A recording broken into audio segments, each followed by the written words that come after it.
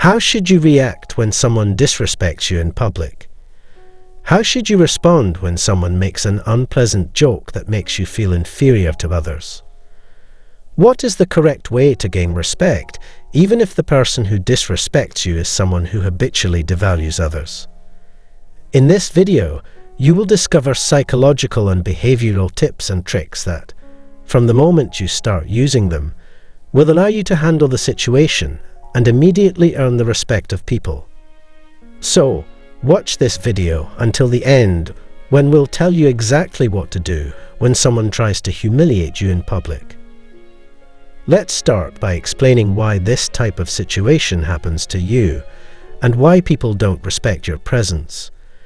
Most of the time, this doesn't happen because they hate you, despise you, or have something against you, but because some people have an opportunistic nature.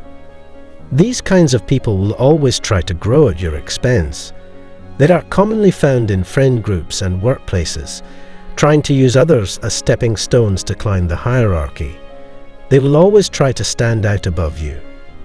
But to prevent them from using you as their target, you must start imposing respect.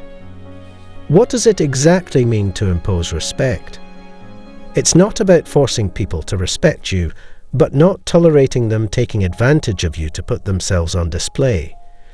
If necessary, you must be willing to distance yourself from the environment if you see that your presence is not being respected.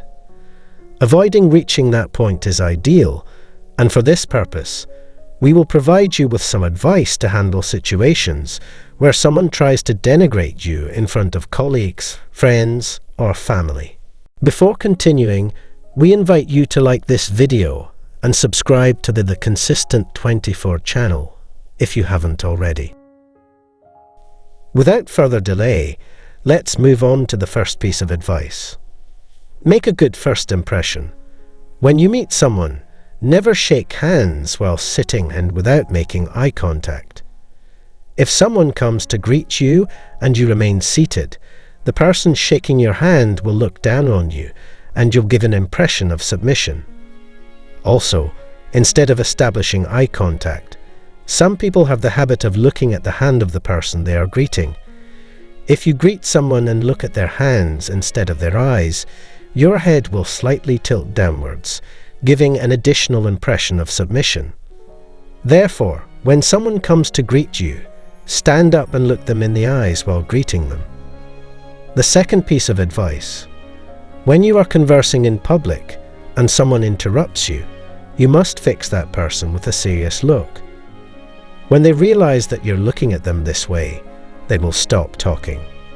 At that point, ask for permission to continue from where you were interrupted. You can say something like, "Can I continue speaking?" or "Can I pick up where I left off?" This person will realize they behaved disrespectfully toward you and might feel uncomfortable.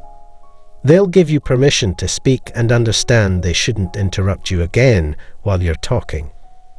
This is a highly effective technique to use in public, and many times it's not even necessary to intimidate that person with your gaze.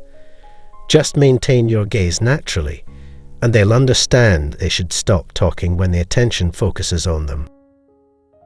The third piece of advice: when you're in a group of friends and someone tries to make a joke to humiliate you, do exactly the following. First, don't react at all. Pretend you didn't understand or hear the joke. Then look at that person and ask them to repeat the joke. You can say something like, "Sorry, I wasn't paying attention. Can you repeat that?" By doing this, you'll show everyone that the joke didn't affect you in the slightest, and you'll also divert the situation, making the person who made the joke uncomfortable due to the unexpected turn of asking them to repeat it. So, that person will have two options: either change the subject or attempt to repeat the joke. However, a joke told a second time doesn't have the same comedic effect.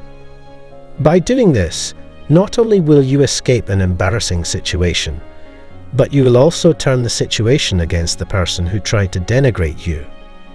Now, let's move on to the fourth piece of advice. The fourth piece of advice is a psychological trick used by Thomas Shelby. Pay close attention. When someone tries to provoke you or make you angry, do the following to show that you're not playing their game. Make a statement or ask a question that has nothing to do with the current conversation context. For example, you can ask that person if they know of a nearby place to get a coffee, or make a comment like, "I think I overdid it with perfume today." Of course, you need to make all this appear as natural as possible, so that the person doesn't realize you're doing it on purpose. This can lead the person to fall into their own provocation. Now, let's move on to the fifth and final piece of advice. At the beginning of this video, we said that people are not obligated to respect you, but you are not obligated to tolerate your presence being disrespected.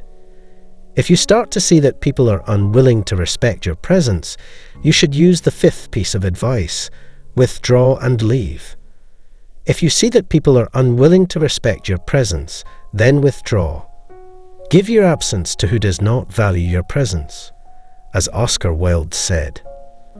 Now, we'd like to ask you, have you ever experienced one of the situations mentioned in this video? How did you react? Leave a comment with your experience or reflection. We will read them all.